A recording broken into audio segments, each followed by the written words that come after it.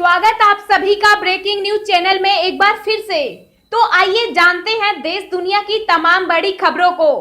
पर उससे पहले आपसे निवेदन है कि आप इस वीडियो को लाइक कर दें, शेयर कर दें ताकि हमारा हौसला बढ़ता रहे।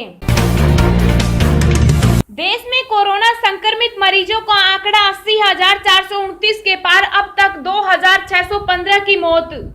जी आपको बता दें कि देश और दुनिया में कोरोना के केस लगातार बढ़ते जा रहे हैं। ताजा आंकड़ों के मुताबिक देश में अब तक 80,429 संक्रमण के मामले सामने आ चुके हैं।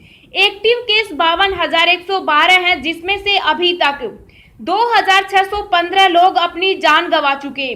वहीं इसके बीच अच्छी खबर ये भी है कि अब तक 27,132 संक्रमित मरीज ठीक भी हो चुके। भारत में सबसे ज्यादा कोरोना संक्रमित मरीजों की संख्या महाराष्ट्र में है, जहां 27,251 मामलों की पुष्टि हुई है, जिसमें से अब तक 1,000 लोगों की मौत हो गई। दूसरे नंबर पर गुजरात है, जहां 9,468 संक्रमित हैं और अब तक 586 लोगों की मौत हो गई। तो वहीं तमिलनाडु संक्रमण के मामले में तीसरे नंबर पर है, जहां 10,065 मामले सामने आए हैं और 65 लोगों को अपनी जान गंवानी पड़ी। चौथे नंबर पर दिल्ली है, जहां 8,048 संक्रमित हैं और अब तक 107 लोगों की मौत हो गई। दुनिया भर में कोरोना वायरस की वजह से कुल 3,02,013 लोगों की जान जा चुकी है, जबकि वायरस से संक्रमित लोगों की संख्या 43,35,216 हो गई है। इनमें एक्टिव केस 25,20,214 हैं। और खुशी की बात यह है कि अब तक 15,46,000 लोग ठीक हो चुके हैं। अगर आप भी चाहते हैं कि भारत में फैली महामारी जल्द खत्म हो जाए, तो इस वीडियो को एक लाइक जरूर करें। 20 लाख करोड़ रुपए के पैकेज में किसे क्या मिला, जाने वित्त मंत्री के बड़े ऐलान। जी हां, आपको बता दें कि बीते मंगलवार को प्रधानमंत्री नरेंद्र मोदी ने कोरोना संकट के बीच अर्थव्यवस्था को रफ्तार देने के लिए कल 20 लाख करोड़ रुपए के पैकेज का ऐलान किया था। इस पैकेज के बारे में वित्त मंत्री निर्मला सीतारमण ने विस्तार से जानकारी दी। वित्त वर्ष 2019-20 के लिए आयकर रिटर्न भरने की अंतिम तिथि को बढ़ाकर 30 नवंबर 2020 कर दिया गया है। इसी तरह विवाद से विश्वास स्कीम की डेडलाइन को 31 दिसंबर 2020 तक कर दिया गया है। पहले ये 30 जून तक के लिए था। टैक्स पेयर्स को 31 मार्च 2021 तक टीडीएस कटौती में 25% की राहत मिली है। बता दें कि सरकार टीडीएस के जरिए टैक्स जुटाती है। टीडीएस विभिन्न तरह के आय के स्रोत पर काटा जाता है। इसमें सैलरी, किसी निवेश पर मिले ब्याज या कमीशन आदि शामिल है। रियल एस्टेट के मामले में एडवाइजरी जारी होगी कि सभी प्रोजेक्ट को मार्च से आगे 6 महीने तक मोहलत दी जाए। डिस्कॉम यानी बिजली वितरण कंपनियों की मदद के लिए इमरजेंसी लिक्विडिटी 90,000 करोड़ रुपए दी जाएगी। Non banking finance company, micro finance कंपनियों के लिए 30,000 करोड़ की विशेष लिक्विडिटी स्कीम लाई जा रही है। इससे नकदी का संकट नहीं रह जाएगा। एनबीएफसी को 45,000 करोड़ की पहले से चल रही योजना का विस्तार होगा। वहीं आंशिक ऋण गारंटी योजना का विस्तार होगा। इसमें AA या इससे भी कम रेटिंग वाले एनबीएफसी को भी कर्ज मिलेगा। ईपीएफ पर बड़ी राहत। वित्त मंत्री निर्मला सीतारमण ने बताया कि सरकार अब अगस्त तक कंपनी और कर्मचारियों की तरफ से 12% प्लस 12% की रकम ईपीएफओ में जमा करेगी। इससे करीब 75 लाख से ज्यादा कर्मचारियों और संस्थाओं को फायदा मिलेगा। बता दें कि मार्च, अप्रैल और मई में भी सरकार ने इस सुविधा को 3 महीने के लिए बढ़ा दिया था, लेकिन इसके साथ कुछ शर्तें हैं। सरकार के इस ऐलान का फायदा सिर्फ उन्हीं कंपनियों को मिलेगा जिनके पास 100 से कम कर्मचारी हैं और 90% कर्मचारी की सैलरी 15,000 रुपए से कम है। यानी 15,000 से ज्यादा सैलरी पाने वालों को इसका फायदा नहीं मिलेगा। कर्मचारियों का 12% की जगह 10% ईपीएफ कटेगा। हालांकि पीएसयू में 12% की ईपीएफ कटेगा। एमएसएमई सेक्टर की परिभाषा बदल दी गई।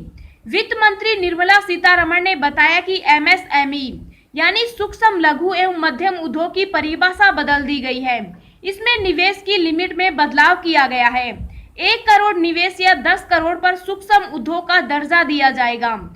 इसी तरह 10 करोड़ निवेश या 50 करोड़ पर लघु उद्योग का दर्जा दिया जाएगा। वहीं 20 करोड़ निवेश या 100 करोड़ पर मध्यम उद्योग का दर्जा होगा। 200 करोड़ तक का टेंडर ग्लोबल नहीं होगा। यह एमएसएमई के लिए बड़ा कदम है।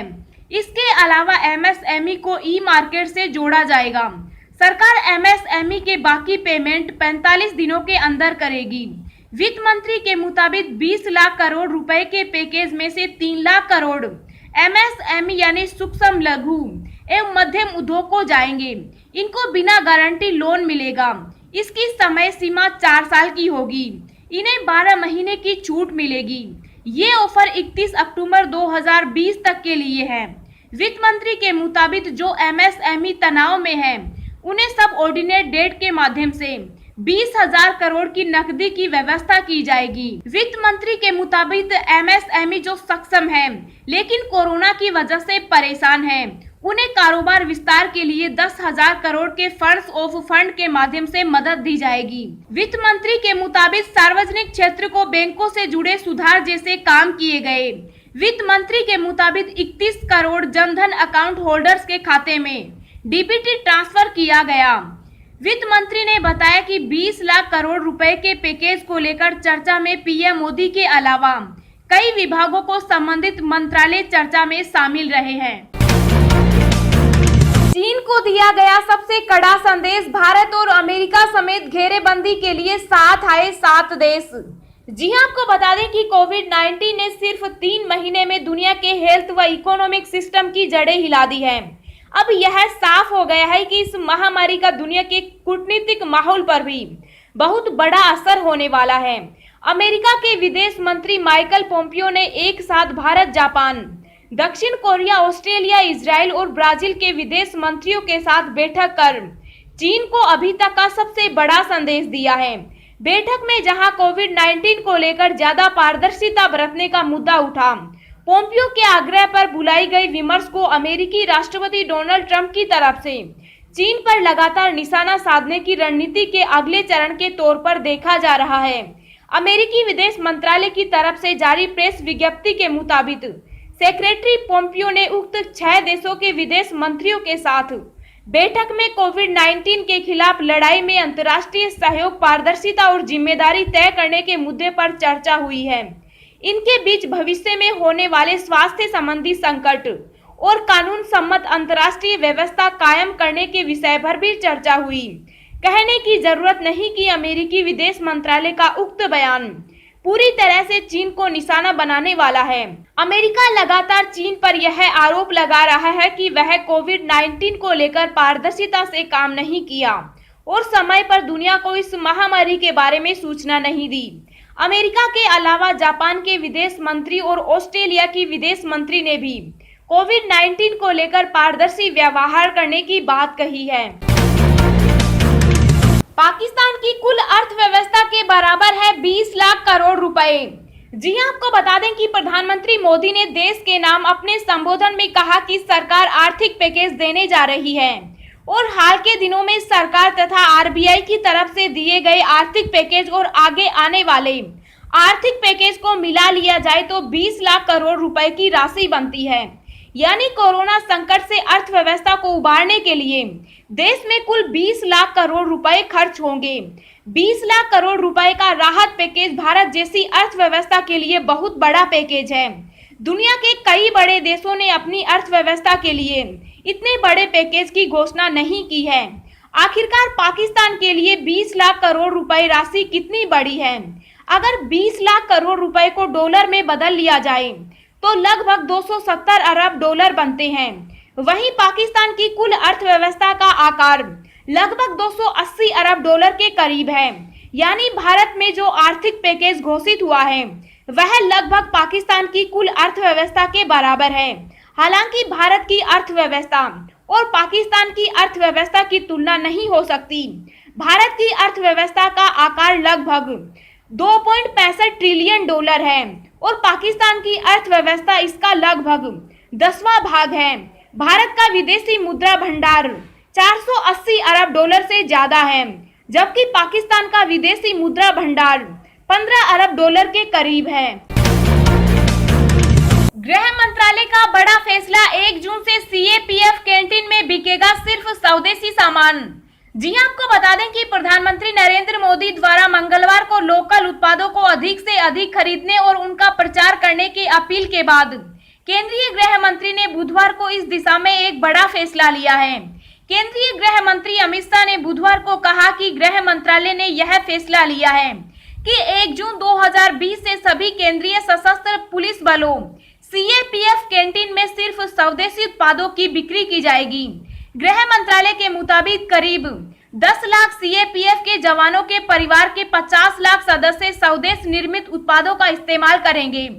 सीएपीएफ में CRPF, BSF, CISF, ITBP, SSB, NSG और असम राइफल्स आते हैं और इनकी कैंटीनों में सालाना 2800 करोड़ रुपए मूल्य के उत्पादों की बिक्री होती है। पीएम मोदी के आर्थिक पैकेज पर बोली कांग्रेस, 20 लाख करोड़ बहुत कम है, 100 लाख करोड़ का पैकेज मिले। जी हां, आपको बता दें कि कोरोना लॉकडाउन के बीच प्रधानमंत्री नरेंद्र मोदी की ओर से की गई 20 लाख करोड़ रुपए के आर्थिक पैकेज की घोषणा को कांग्रेस ने काफी कम बताया है।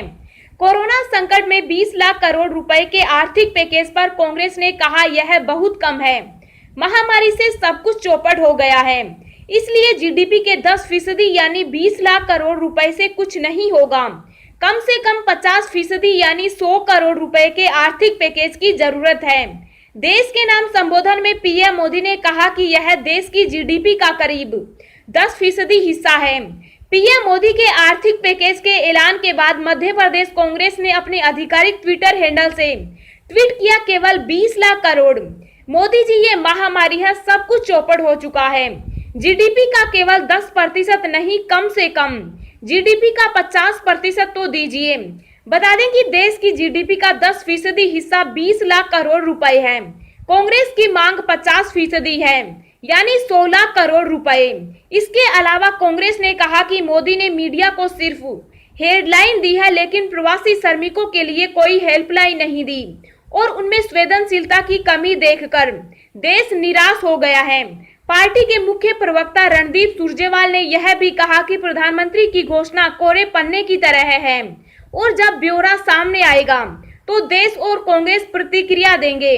उन्होंने ट्वीट किया, अपने घर जा रहे प्रवासी कामगारों की दिल दहला देने वाली मानवीय त्रासदी को करुणा और अपनेपन से देखने तथा मजदूरों की सुरक्षित वापसी की जरूरत है। लाखों प्रवासी श्रमिकों के प्रति आप में संवेदनशीलता की कमी और उनकी तकलीफों को दूर करने में आपकी नाकामी से भारत बहुत ज्यादा निराश हुआ है।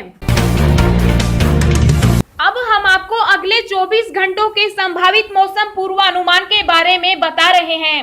अगले 24 घंटों के दौरान मुजफ्फराबाद, गिलगित बाल्टिस्तान, जम्मू कश्मीर और हिमाचल प्रदेश में गरज के साथ हल्की से मध्यम बारिश के बीच 1-2 स्थानों पर तेज वर्षा के आसार हैं।